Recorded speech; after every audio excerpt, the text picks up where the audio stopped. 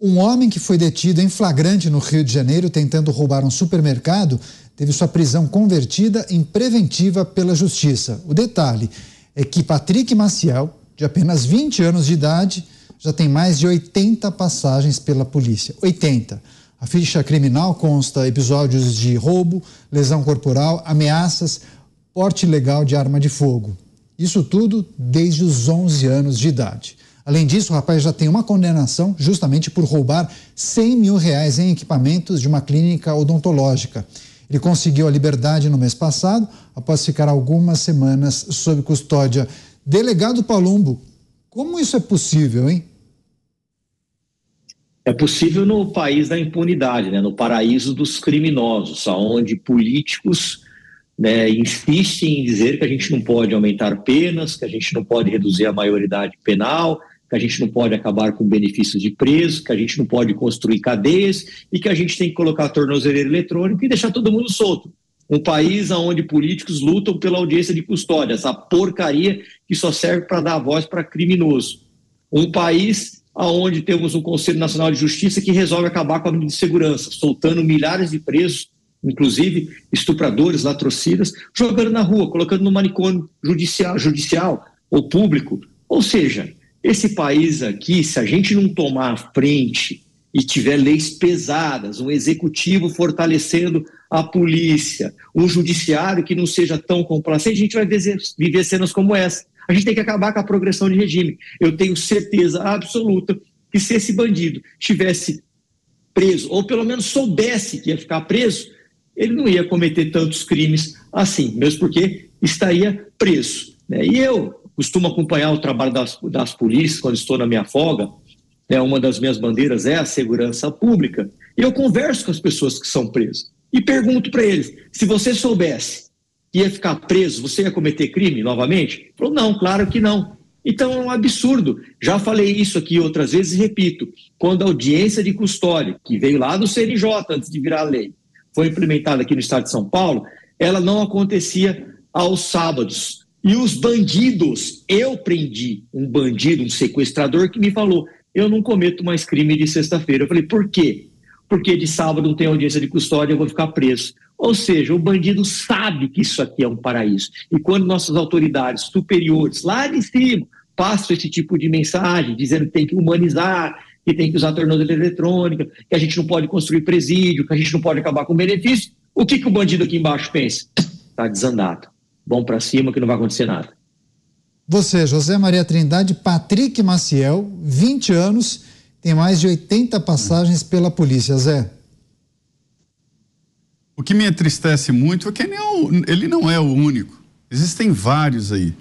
Eu tive acesso a dados do CNJ, né, que fala de mais de 300 mil, aliás, 30 mil.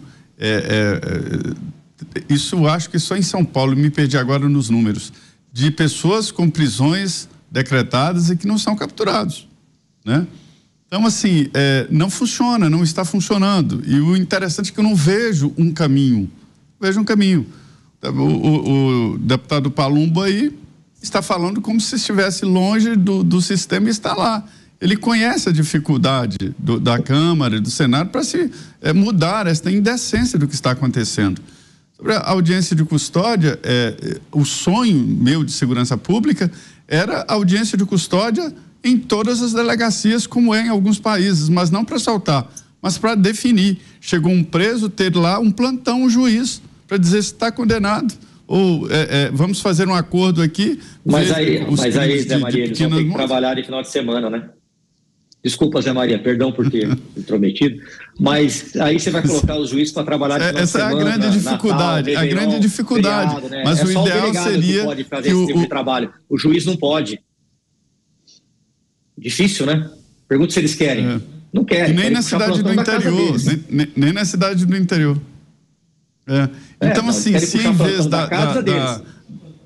Vai lá, você, Zé, agora. Se em vez da audiência de custódia existisse um juiz de plantão numa delegacia, aí lá ele, como juiz, detectasse ali onde é um crime de pequena monta, já fizesse aquele, como é nos Estados Unidos e em outros países, né?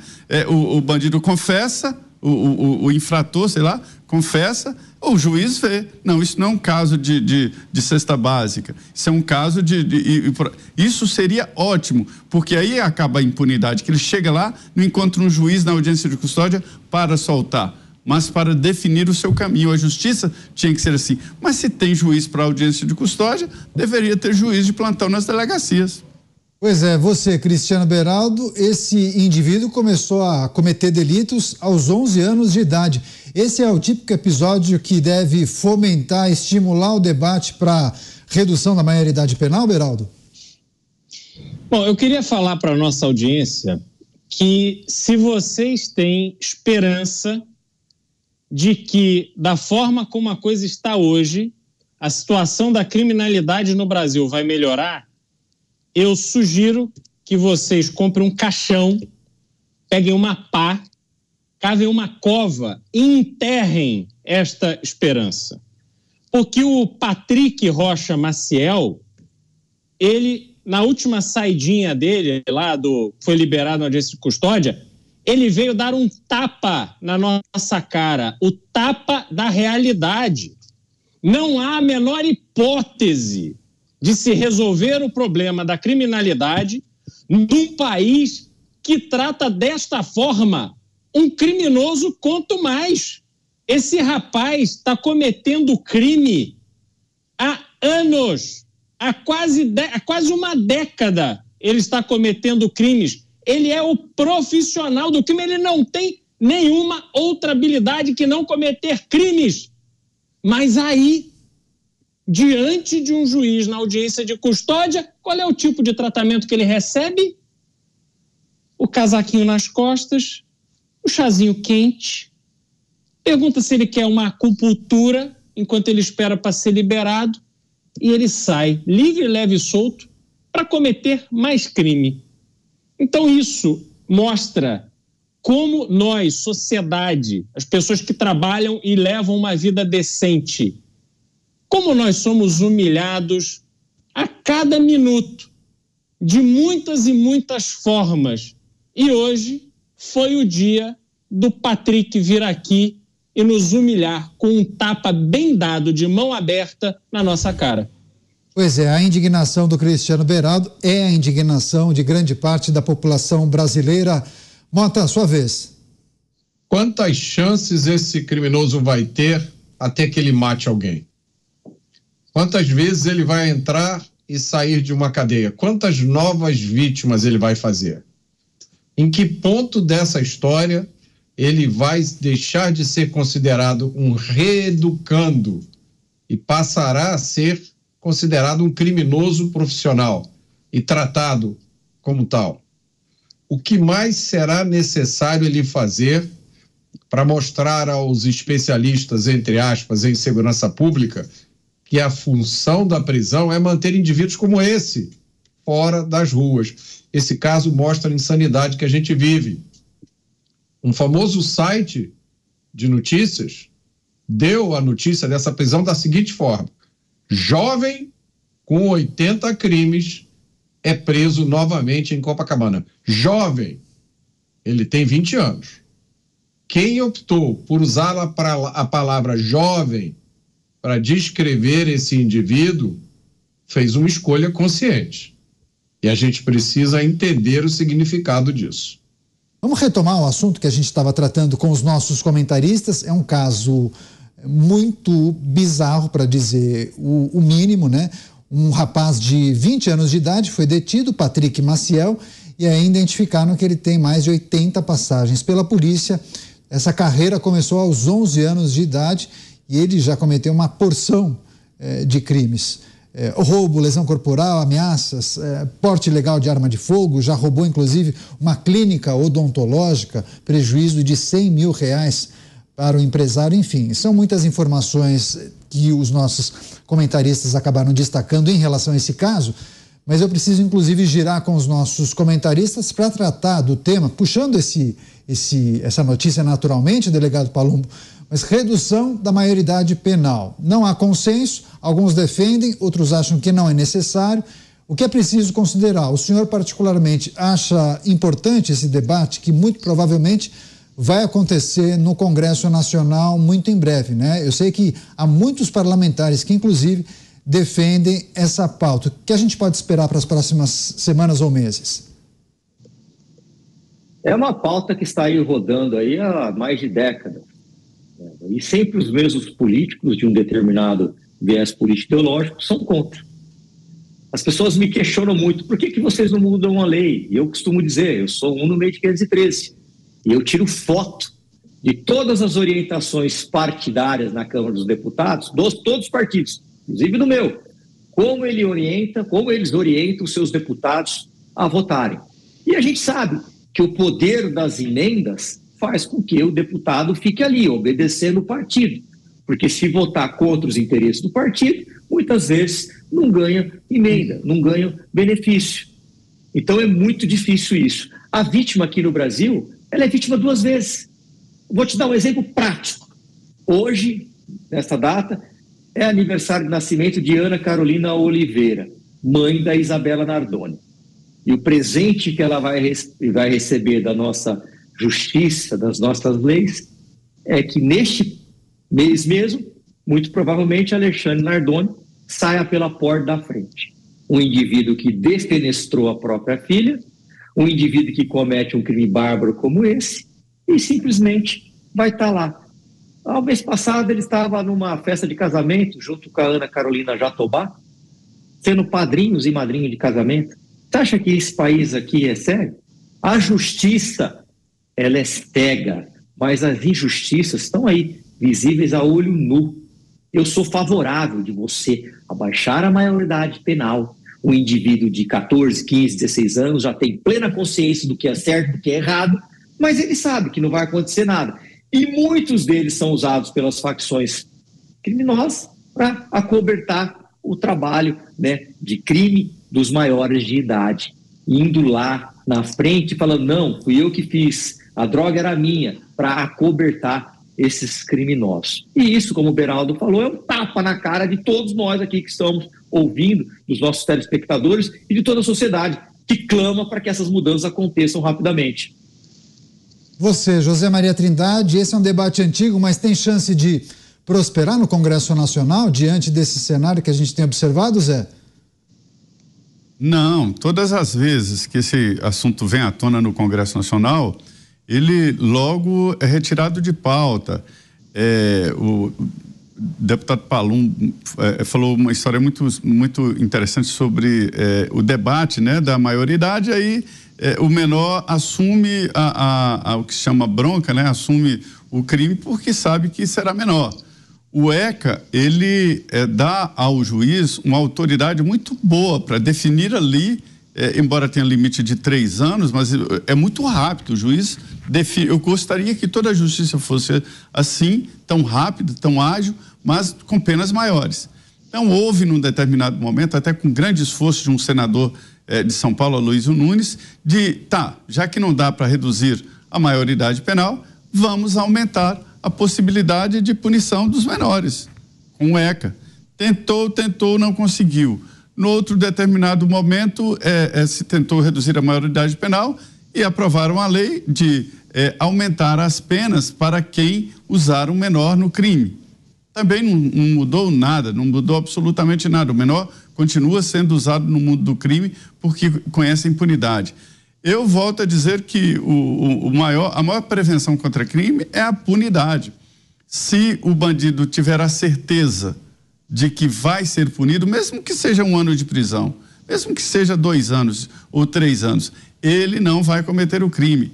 Agora, existem os profissionais, os psicopatas, que vão cometer crimes, mesmo sabendo que serão presos e serão condenados a 100 anos ou à morte. Mas esses, ninguém pode fazer nada. Agora que no Brasil há uma impunidade que incentiva o crime, ninguém tem dúvida disso. A dificuldade está aí nesse quadro de um deputado falando aqui, o que a gente fala sempre, deputado Paulo, da dificuldade de se fazer uma mudança, sim, no Congresso. Eu frequento a Comissão de Segurança Pública e vejo a dificuldade de temas assim.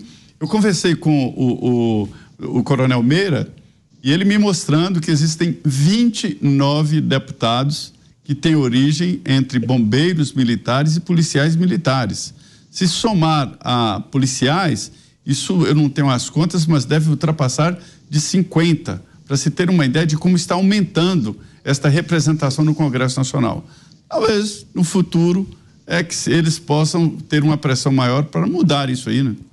Várias pessoas aqui, viu, Beraldo, se manifestando favoravelmente à redução da maioridade penal. O que é preciso considerar, você mora nos Estados Unidos, em alguns estados há uma legislação diferente. Menores de 18 anos, muitas vezes, acabam sendo julgados como adultos, é isso? É isso. Menor, dependendo do crime que cometeu, é julgado como adulto.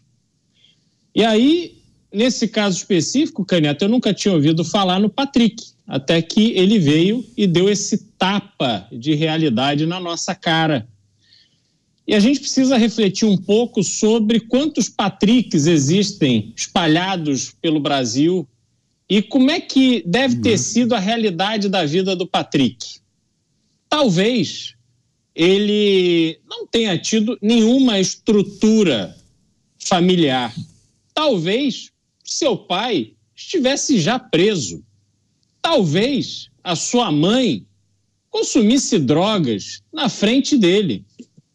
Talvez ele convivesse já desde os 11 anos no ambiente do tráfico, do crime, e foi incorporando tudo isso como normal, a ponto de fazer a sua vida, desde esta idade, dos 11 anos, a vida no crime. E aí eu pergunto, o que poderia ter resgatado o Patrick? A escola? Qual é a força que o professor tem hoje para ser rígido com seus alunos? Eu, na minha época, o pau quebrava, tinha que respeitar o professor, respeitar o diretor da escola, porque se não respeitasse, meus pais eram chamados à escola e tenho certeza que eles não iam lá para me defender, não. Eles iam lá para entender qual tinha sido o meu comportamento, porque assumiam que se eu não estava me comportando na escola, é porque a educação que eles me davam estava falhando. Hoje é tudo diferente. Hoje, a criança parece que é uma pobre coitada, que não pode ouvir um não, que não pode ser contrariada, que tem que ter tudo da forma que quer, na hora que quer. Qual é a consequência disso? De um lado, a gente vê pessoas que não conseguem encarar a vida como a vida realmente é. E a vida é muito dura, mas a vida é dura para quem é mole. E nós nos tornamos, como sociedade, uma fábrica de gente mole. No caso do Patrick, a escola não tinha nenhuma chance de salvá-lo, porque as referências que ele trazia do tempo que ele estava fora da escola eram muito mais presentes e fortes do que qualquer vontade, dedicação que um professor ou uma professora pudessem ter no sentido de resgatar aquele aluno claramente desvirtuado. A maioridade penal tem que ser reduzida para que os Patricks paguem pelos crimes que cometeram desde a infância e assim aprendam que há consequência no crime. E quem sabe dessa forma nós pudéssemos, como sociedade, resgatar esse Patrick, para que ele entendesse que não é no crime que ele ia se fazer, não. Que ele ia ter que aprender a ser pessoa de bem, trabalhar, entender como é que a vida decente é, para que aí sim pudesse fazer as suas escolhas. Bota suas reflexões acerca da redução da maioridade penal. Depois eu vou trazer rapidamente uma mensagem que enviaram para você sobre aquela questão linguística ou jornalística daquela manchete que você trouxe do portal de notícias que identificou o Patrick como jovem e não homem, como está na nossa tarja. Mas segue no seu comentário. É essencial a redução da maioridade penal. Na verdade, quando um adolescente em conflito com a lei é apreendido, vocês estão vendo o vocabulário, né? Ele é apreendido pela polícia e é levado para um juiz, ele não recebe uma sentença. Isso é uma informação equivocada. Ele é internado para o cumprimento de medidas socioeducativas. E a internação tem um prazo inicial de 6 meses. Depois esse período é revisto. Essa revisão é feita não é pelo juiz que deu a primeira sentença, a primeira internação. É revisto por um outro juiz.